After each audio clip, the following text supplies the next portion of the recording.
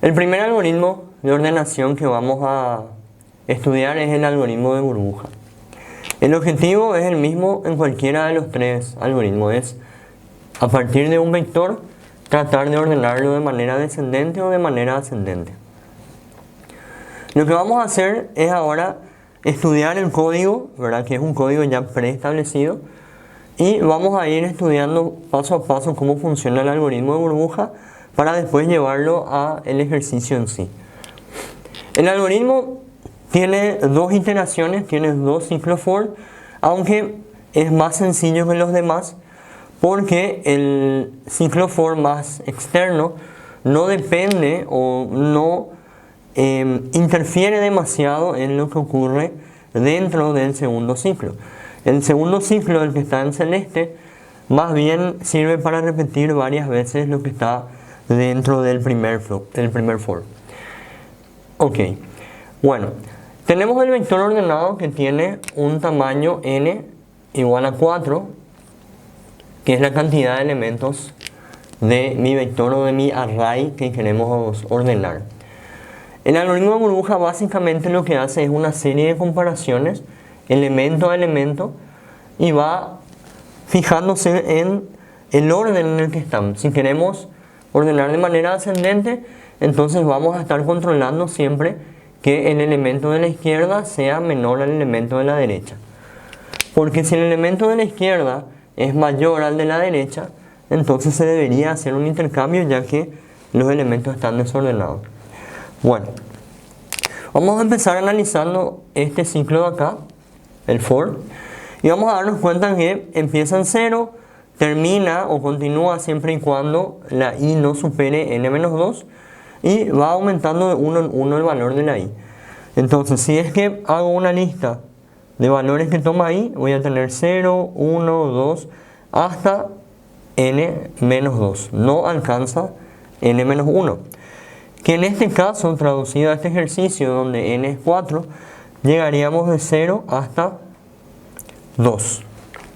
¿Ok? Que sería 4 menos 2, 2.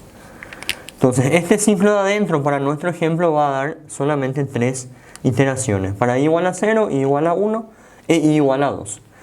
Esas iteraciones van a trabajar con el vector de una manera que vamos a observar acá. En la primera iteración, para i igual a 0, este es el vector ordenado y lo que va a hacer el if es evaluar si el elemento de la izquierda, alias b sub i, es mayor al elemento de la derecha, alias b sub i más 1. Entonces b sub i sería b sub 0 y b sub i más 1 sería b sub 1. Entonces lo que estaría evaluando yo acá es si el 50 es mayor al 13. Como nos damos cuenta que esto es cierto, o sea, esto es verdadero, lo que se va a hacer es un intercambio. Este if lo que hace es entonces, al ser verdadero, es ejecutar estas tres líneas que realizan un intercambio. El intercambio entre tres variables se había explicado ya en clases anteriores y se intercambia a partir de un elemento auxiliar. Entonces,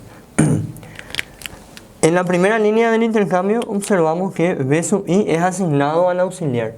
Entonces el valor que estaba acá, en primer lugar, pasa a este punto. Si ese valor es, por ejemplo, el 50 y este es, por ejemplo, el 13, el 50 queda copiado en el auxiliar. En la segunda línea, b sub i ahora toma el valor de b sub i más 1. O sea, el elemento de la izquierda queda con el valor del elemento de la derecha. Entonces, el segundo paso del intercambio es que este número 13 venga en la posición del 50. Esto es ahora 13. ¿Okay? El último paso sería el auxiliar descargarlo en bi más 1. O sea, el auxiliar pasa a este punto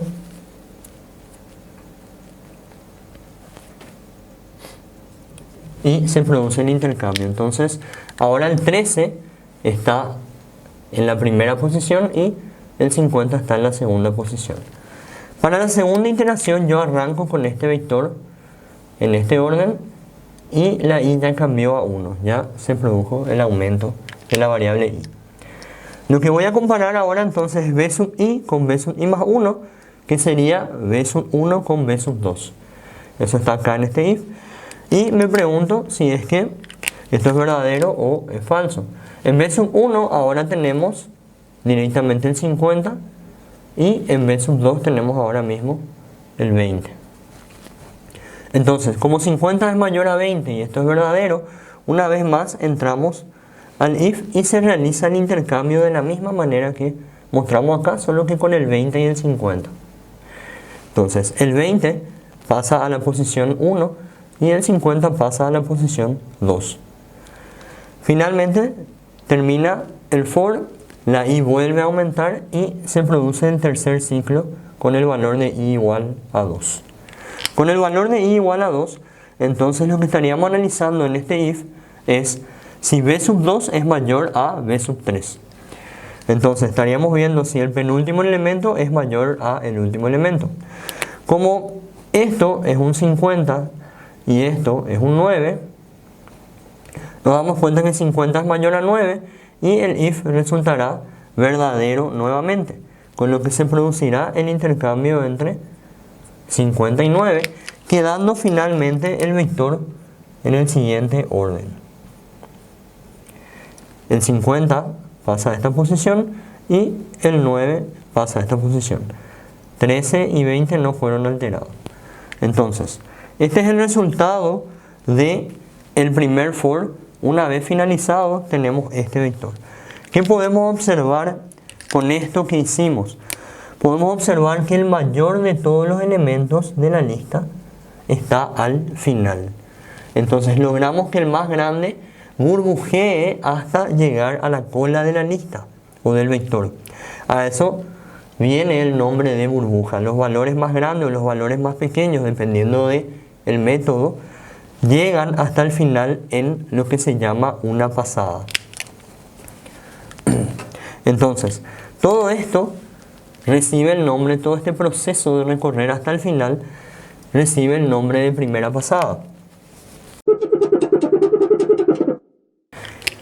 Según el algoritmo de burbuja, si tenemos que en una pasada el mayor elemento está al final, quiere decir que en 3 pasadas conseguiremos de que el vector esté ordenado. Tal vez puede ordenarse antes de las 3 pasadas o tal vez puede ordenarse en exactamente 3 pasadas.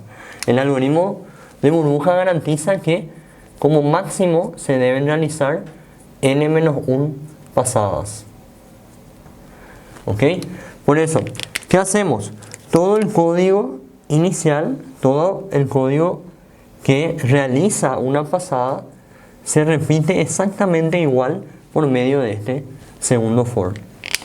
El segundo for hace desde la pasada 1 hasta alcanzar la pasada n-1. Entonces, ustedes no ven la variable pasada dentro del for, solamente el for se encarga de que lo que está dentro del cuadro se repita n-1 veces. Al final entonces de este proceso, dentro de la memoria podemos ver que el vector cambió de orden y quedó de esta manera. Ahora, el vector no está ordenado, entonces lo que vamos a hacer es hacer una nueva pasada. Bueno, una vez que termina esto, entonces el for vuelve a comenzar, pero la variable pasada cambia a 2. Entonces inicia lo que sería para nosotros la segunda pasada. Con el vector que quedó anteriormente, voy a volver a aplicar el proceso que está dentro del for verde y vamos a empezar otra vez desde 0 hasta n-2. El elemento 0 es ahora el 13 y el elemento 0 más 1 sería el elemento 1, que es el elemento 20. Como 13 no es mayor a 20, entonces esto me da falso. Cuando se realiza una comparación que no resulta verdadera, el if se saltea y directamente el for incrementa el valor de i. Entonces esto ocurrió con i igual a 0 y ahora esto ocurrirá con i igual a 1. La computadora vuelve a evaluar el if y vemos que si b1 es mayor a b2, b1 es mayor a b2, en este caso es 20 y en este caso es 9, entonces se producirá el intercambio. Como 20 es mayor a 9, o sea que esto es verdadero, entonces el 20 va a tomar el valor del 9, va a tomar la posición del 9 y el 9 tomará la posición del 20, resultando en este vector que está acá. ¿Ok? Bueno, ahora, al terminar este intercambio, el for cambia y nos vamos a un valor de i igual a 2. Fíjense siempre que 2 es todavía menor a o igual a n menos 2, que sería 2 también. Entonces esto sería el último ciclo del for. Ahora, siguiendo la regla del if, comparamos si b2 es mayor a b2 más 1, o sea a b3. Lo que estaría comparando si 20 es mayor a 50. Esto siempre va a dar falso porque en la última posición, en la primera pasada, ya quedó el mayor de todos los elementos.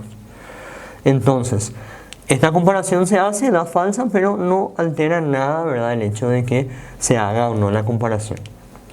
Termina el for, termina la pasada, entonces observamos que los dos mayores, los dos más grandes de la lista, que eran 50 y 20, ya están ubicados hacia el final de la lista. Con esto entonces finaliza la segunda pasada. La lista aún no está ordenada, le falta una pasada más, así que vamos a ver ahora la tercera pasada.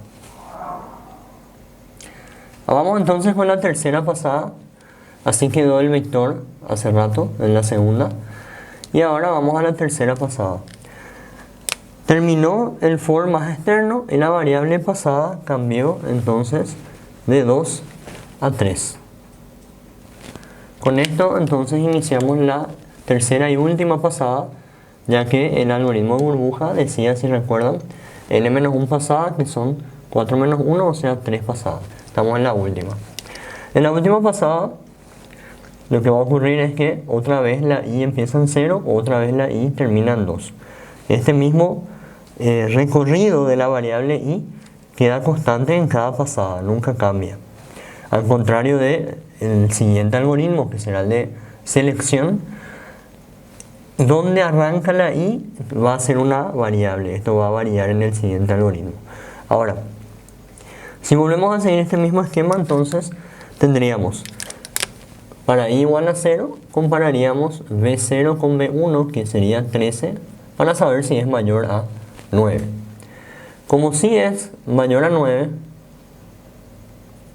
verdadero, entonces hará el intercambio dentro de estas tres líneas en el if.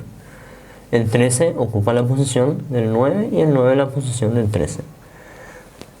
Termina el for, para i igual a 1. Tenemos entonces la segunda comparación que compara b1 con b1 más 1, o sea b2. Si b1, que en este caso es 13, es mayor a b2, cosa que ya no va a ocurrir, porque en la segunda posición tenemos el segundo mayor en la pasada anterior, entonces esto tendremos ya que es falso y se saltea el if. El for cambia ahora a i igual a 2 y tenemos entonces la última comparación, que es una comparación repetida ya del bucle anterior y ya nos había dado falso, entonces nos va a volver a dar falso en este caso al comparar el 20 con el 50. Esto ya no cambia, se saltea el if. Las pasadas cambian ahora a 4 y con eso superaría yo mi límite de n-1. ¿Ok? Entonces cambio a 4 y 4 ya no es menor o igual a 4 menos 1. 4 ya no es menor ni igual a 3. Entonces, este for se cierra y el vector queda de esta manera. 9, 13, 20, 50, que es la versión ordenada en forma ascendente. Entonces, termina ahí y yo tengo la garantía de que los tres valores mayores están en su posición. Si el vector tenía 5 elementos, entonces íbamos a hacer 4 pasadas y en este punto los 4 más grandes estarían en la cola ordenados y el elemento menor de todos está al principio automáticamente. Entonces todo esto es el algoritmo de burbuja. Vamos a pasar luego del código a ver el siguiente algoritmo, que es el de selección.